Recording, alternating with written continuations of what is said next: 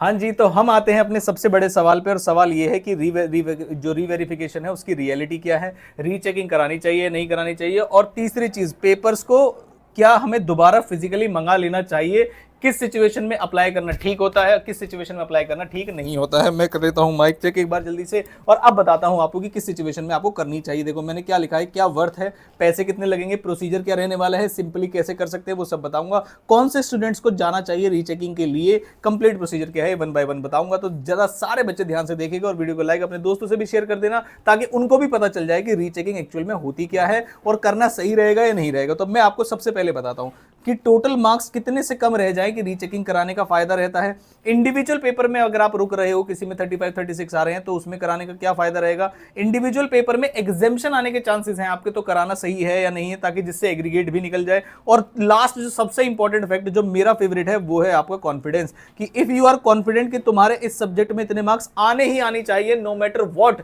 तो भाई उतने ही नंबर आएंगे, कोई दिक्कत वाली बात नहीं, फिर तो आपको करा ही लेना चाहिए। तो इन सब सवालों के जवाब देने से पहले मैं आपको दिखाता हूं क्या प्रोसीजर है चेक करने का, कितने पैसे लगेंगे। तो आप जाएंगे सबसे पहले इंस्टीट्यूट की वेबसाइट पे, जिस पे लिखेंगे सीएमए या आईसीएमएआई, इस तरीके से आप लिखेंगे। उनकी वेबसाइट पे एक होता है एग्जामिनेशन डिपार्टमेंट, ये एग्जामिनेशन वाला जो है उस पर आप क्लिक कर देंगे। ध्यान से देखेंगे यहां पर क्या लिखा हुआ है, ये प्रोसीजर है आपका procedure for verification of answer papers, और उसके जस्ट नीचे है प्रोसीजर, ये वाला procedure for obtaining certified photocopies of answer script.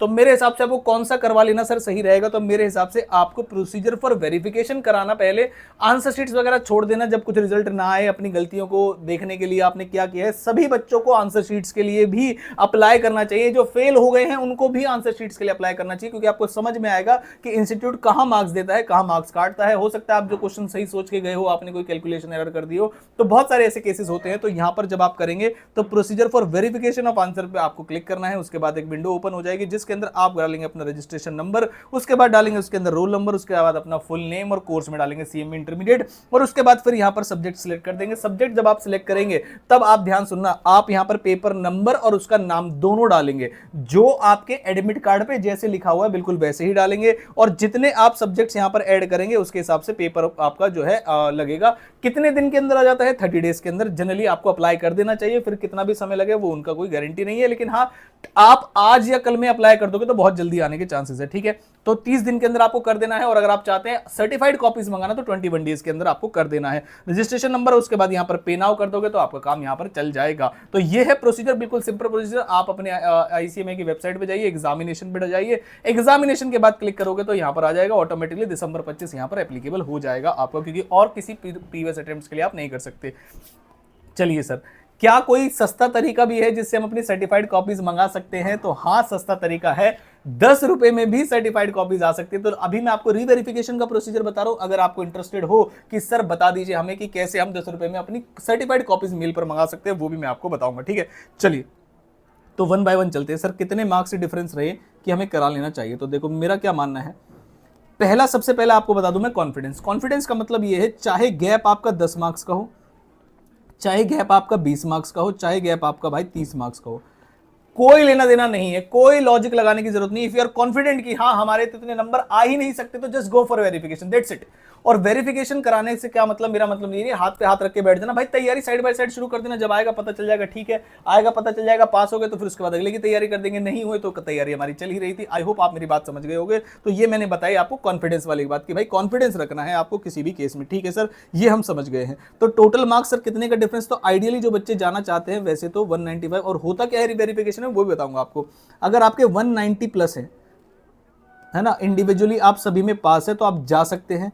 Individual paper में अगर आपको पासिंग में लग रहा है कि 35 या 35 प्लस आपके मार्क्स है तो भी आप जा सकते हैं। इंडिविजुअल पेपर में एग्जाम्शन लग रही है, आपको लग रहा है कि 55 प्लस है तो भी आप उसे अप्लाई कर सकते हैं। और अगर आपको कॉन्फिडेंस है कि आपके 170 मार्क्स आए हैं लेकिन यू डिजर्व 200 और मोर, मतलब आपके चेकिंग में ही ब्लंडर हो गया है, तो भाई आप चले जाइए, फिर आपको किसी के लॉजिक वगैरह की जरूरत नहीं पड़ेगी। आई होप आपको मेरी बात यहां पर समझ में आ गई होगी। तो ये है कॉन्फिडेंस वाली बात। तीनों सिनेरियो मैंने आपको बता दिया। अब सर इसमें करते क्या है रिवेरिफिकेशन में, पहला सवाल बच्चे का, सर मुझे लगता है किसी ने मेरे आंसर्स को गलत चेक किया है, मुझे ज्यादा मार्क्स मिलने चाहिए थे, उसने कम मार्क्स दिए, क्या आंसर्स रीचेक होंगे, क्या आंसर्स रीचेक होंगे, answer is no, answers recheck नहीं होते हैं। दूसरी चीज, क्या इवेल्युएट करेंगे कि किसने आंसर में कम मार्क्स दिए हैं, गलत मार्क्स दिए हैं, क्या ऐसा कुछ होगा? आंसर इज नो, वो भी नहीं होगा। तो सर होता क्या है उसमें? मैंने कहा दो चीजें होती है, सिंपल चीजें। पहली चीज वो चेक करते हैं कि जो टोटलिंग एरर है कहीं वो तो नहीं है, तो टोटलिंग एरर वो देखेंगे आपका, पहली चीज। तो टोटलिंग एरर चेक होगा है या नहीं, मार्क्स को टोटल कर दिया जाएगा।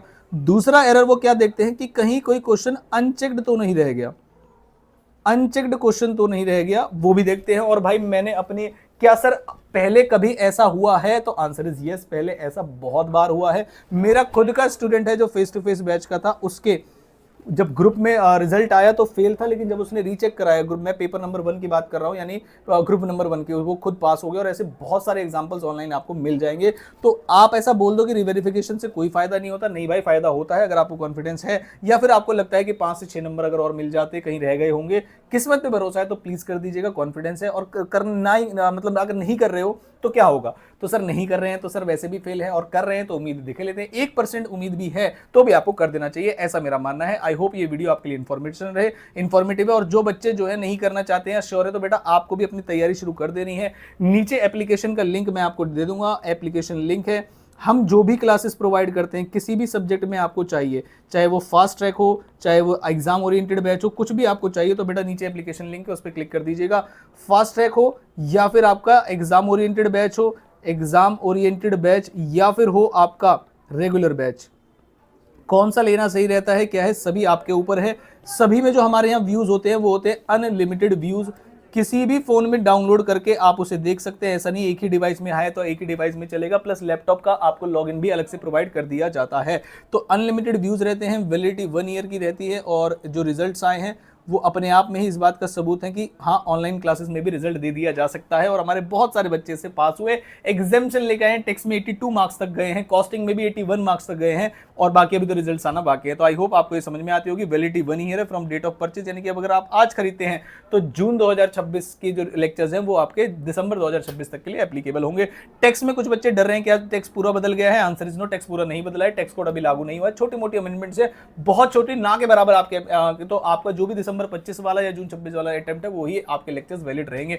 और जिन बच्चों ने जस्ट अभी खरीदे, इनकेस अगर उनका नहीं रहा तो बेटा वैलिडिटी ऑटोमेटिकली आपकी 1 ईयर रहेगी। आई होप आपको बात समझ में आ गई होगी। वीडियो इन्फॉर्मेटिव लगे तो बता देना, और किसी भी मुद्दे पे आपको वीडियो चाहिए कि बोथ ग्रुप देना चाहिए या सिंगल ग्रुप देना चाहिए, अब क्या करना चाहिए, तो उसके लिए आप नीचे कमेंट कर सकते हैं, मैं वीडियो बना दूंगा। आई होप ये अच्छा लगा होगा आपको। मिलता हूं आपसे बहुत जल्द। Thank you so much. Video को लाइक और चैनल को सब्सक्राइब करके रखिएगा। Thank you.